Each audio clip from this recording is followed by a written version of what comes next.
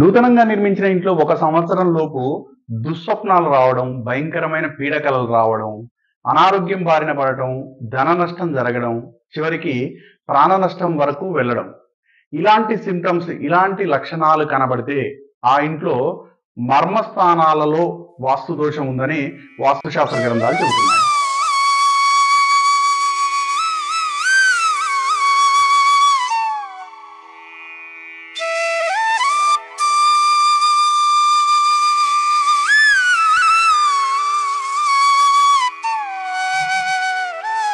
నూతనంగా నిర్మించిన ఇంట్లో 1 సంవత్సరం లోపు దుస్వప్నాలు రావడం, భయంకరమైన పీడకలలు రావడం, అనారోగ్యం బారిన పడటం, ధన నష్టం జరగడం, చివరికి ప్రాణ నష్టం వరకు వెళ్ళడం. ఇలాంటి సింప్టమ్స్, ఇలాంటి లక్షణాలు కనబడితే ఆ ఇంట్లో మర్మస్థానాలలో వాస్తు దోషం ఉందని వాస్తుశాస్త్ర గ్రంథాలు చెబుతున్నాయి. అసలు ఈ మర్మస్థానాలు అంటే ఏంటి, వాటిని గుర్తించడం ఏంటి అనే విషయాన్ని చూసినప్పుడు ఎంచుకున్న స్థలాన్ని మనం పైశాచ విధి, మనుష్య విధి, దేవ విధి, బ్రహ్మ విధి అని 4 వీధులుగా విధి విన్యాసం విభజిస్తాం. ఈ విభజించిన తర్వాత పైశాచ విధిలో 32 దేవతా స్థానాలను గుర్తిస్తాం. ఇప్పుడు మనం ఈ 32 దేవతా స్థానాలను గుర్తించాలంటే ఏకాశీతి పదవాస్తులో 9 నిలువుగళ్ళు, 9 అడ్డుగళ్ళు, అంటే మొత్తం 81 బాక్సులు వచ్చేటట్టు దీన్నే ఏకాశీతి అంటారు. ఏకాశీతి పదవాస్తులో 81 పదాలుగా మొత్తం ప్లాట్ని నిర్మాణం చేపట్టవలసినటువంటి భాగాన్ని విభజించుకుంటాం. ప్రతి భాగాన్ని ఒక పదం అనం. ఈ పదాలను పైశాచ విధిలో 32 పదాలు ఉంటాయి. మనం సపోజ్ ఇది తూర్పు, ఇది ఉత్తరం అనుకుంటే శిఖి, పరిజన్య, జయంత, ఇంద్ర, సూర్య, సత్య, బ్రిష్, అంతరిక్ష, అగ్ని, పూష, వితత్, గ్రహక్షత్, యమ, గంధర్వ, భృంగరాజ్, మృగ, పిత్ర, दुवारिक, सुग्रीव, पुष्पदंत, वरुण, असुर, सोष, रोग, मारुत, नाग, मुख्य, बल्लाट, सोम, सर्प, अतिथि, दिति. ఇవి 32 దేవతా స్థానాలు. ఈ 32 దేవతా స్థానాలను గుర్తించిన తర్వాత శిఖి నుంచి పితృస్థానానికి, అదేవిధంగా అగ్ని నుంచి రోగ్ స్థానానికి 2 డయాగ్నల్స్. నెక్స్ట్ జయంత నుంచి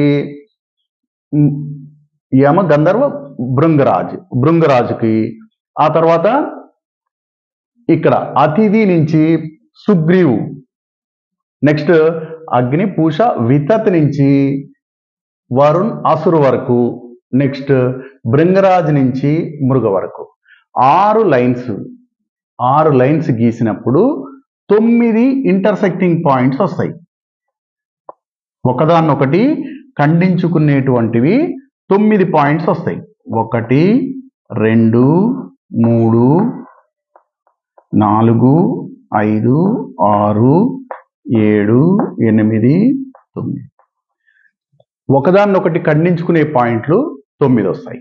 ఈ 9టినే మహామర్మ స్థానాలు అంటారు. అయితే మనం ఏకాశీతి పదవాసులో నిలువు వరుసలు 10, అడ్డు వరుసలు 10 గీసినప్పుడు ఆ నిలువు వరుసలను, అడ్డు వరుసలను సిరలు అంటారు. ఈ సిరలకు ఒక వైశాల్యాన్ని చెప్పడం జరిగింది.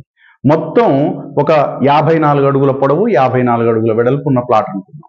దాన్ని 10 నిలువు వరుసలు, 10 అడ్డు వరుసలుగా విభజిస్తే 9 భాగాలు చేస్తే 54/9 అంటే ఒక్కొక్క పదం యొక్క వైశాల్యం 6 అడుగులు వస్తుంది.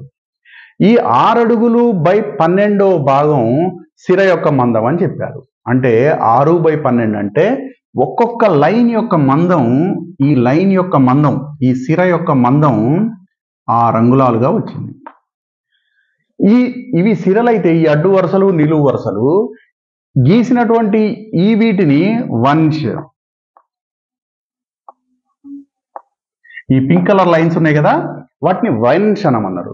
ఈ వైన్స్ కూడా మందం చెప్పడం జరిగింది. ఒక సిర యొక్క మందానికి 1.5 రెట్లు ఈ వైన్స్ లైన్స్ ఉంటాయి. అంటే 6 అంగుళాలు సిర ఉంటే వంశ యొక్క మందం 9 అంగుళాలుగా చెప్పబడింది. అంటే ఈ 6 అంగుళాలు ఈ లైన్స్ ఉంటే 9 అంగుళాలు ఈ లైన్స్ మందం ఉంటాయి. ఈ ఇంటర్సెక్టింగ్ పాయింట్ కూడా వైశాల్యాన్ని చెప్పడం జరిగింది. ఫైనల్ గా చెప్పేది ఏంటంటే ఈ 9 మహామర్మ స్థానాలలో ఏ విధమైనటువంటి పిల్లర్ వేయడం కానీ, మర్మస్థానం పైన పిల్లర్ వేయడం కానీ, ఒక బీమ్ వేయడం కానీ, ఒక బ్రిక్ వాల్ కట్టడం కానీ, లేదా కొంత వెయిట్ ఉంచడం కానీ, ఎలాంటి శల్య దోషం ఉన్నా కానీ ఆ ఇల్లు మర్మస్థాన దోషానికి లోనవుతుంది అని వాస్తుశాస్త్రం చెబుతోంది. మరి మర్మస్థానాలు 9 అంటే ఏకాశీతి పద వాస్తులో ఇంటిని నిర్మించేప్పుడు ఈ 9 మహామర్మస్థానాలు సరిపోతాయి. ఇవి కాకుండా ఉపమర్మాలని ఉపమర్మాలని 108 మర్మస్థానాలను గుర్తించే పద్ధతి కూడా వాస్తుశాస్త్రం చెప్తుంది. కానీ ఒక ఇంటి నిర్మాణం చేపట్టేటప్పుడు ఈ 9 మహామర్మస్థానాలను గుర్తించి వాటిపైన ఏ విధమైన దోషం లేకుండా, అంటే ఒక పిల్లర్ నిర్మించకుండా, ఒక బ్రిక్ వాల్ నిర్మించకుండా, లేదా దాని కింద శల్యం లేకుండా చూసుకున్నట్టయితే మంచి రిజల్ట్స్ వస్తాయి, లేకపోతే విపరీత పరిణామాలను ఎదుర్కోవడం జరుగుతుంది అని చెప్పడం జరిగింది. అయితే ఈ మహామర్మస్థానాలను వైటల్ పాయింట్స్, సంవేదనశీల్ బిందు, నాజూకు బిందు, ఇవన్నీ వీటికి ఉన్నటువంటి నానార్థాలు.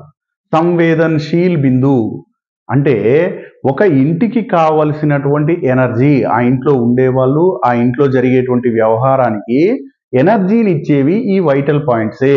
ఈ వైటల్ పాయింట్స్ వేదనకు లోనైతే, వైటల్ పాయింట్స్ ఇబ్బందికి లోనైతే ఆ ఇంట్లో పాజిటివ్ ఎనర్జీ జనరేషన్ అనేది ఉండదు, తద్వారా విపరీత పరిణామాలను ఎదుర్కోవాల్సి వస్తుంది అని చెప్పి వాస్తుశాస్త్రం చెబుతుంది. ఎక్కడుంది దీనికి సంబంధించిన రెఫరెన్స్ అంటే విశ్వకర్మ ప్రకాష్ అనేటువంటి పుస్తకంలో 13వ చాప్టర్లో దీనికి సంబంధించిన వివరణ ఉంది. మనుష్యాలయ చంద్రిక అనేటువంటి గ్రంథంలో 2వ చాప్టర్లో 11వ శ్లోకం నుంచి మహామర్మస్థానాలకు సంబంధించినటువంటి వివరణ ఉంది. బృహత్ సంహిత అనేటువంటి వాస్తుశాస్త్ర గ్రంథంలో ఈ మహామర్మస్థానాల యొక్క ఆవశ్యకతకు సంబంధించినటువంటి వివరణ ఉంది. కాబట్టి మహామర్మస్థానాలను ఎగ్జాక్ట్గా లొకేట్ చేయడం, ప్లానింగ్ చేసేటప్పుడు అవి ఏ విధమైన డిస్టర్బెన్స్కు లోను కాకుండా చూసుకోవడం అనేది అత్యంత ముఖ్యమైన విషయం. కాబట్టి మర్మస్థాన దోషాలు జరిగితే ఏం జరగవచ్చు అని చెప్పారంటే ఆ ఇంట్లో ఉన్న వాళ్ళకు దుస్వప్నాలు, భయంకరమైన పీడకలలు వచ్చే అవకాశం ఉందట. అంతేకాక ధనహాని, ధన నష్టం, ఆదాయానికి నష్టం కలిగేటువంటి అవకాశం ఉంది. రోగ పీడితులుగా జబ్బు బారిన పడేటువంటి అవకాశం ఉంది. అంతేకాకుండా మృత్యువాత వరకు వెళ్ళే అవకాశం ఉంది అని చెప్పి వాస్తుశాస్త్ర గ్రంథాలు చెబుతున్నాయి. కాబట్టి మర్మస్థానాలను ఎగ్జాక్ట్గా లొకేట్ చేసుకొని ఇంటి ప్లానింగ్ చేసుకోవడం అనేది చాలా చాలా అవసరమైనటువంటి విషయం.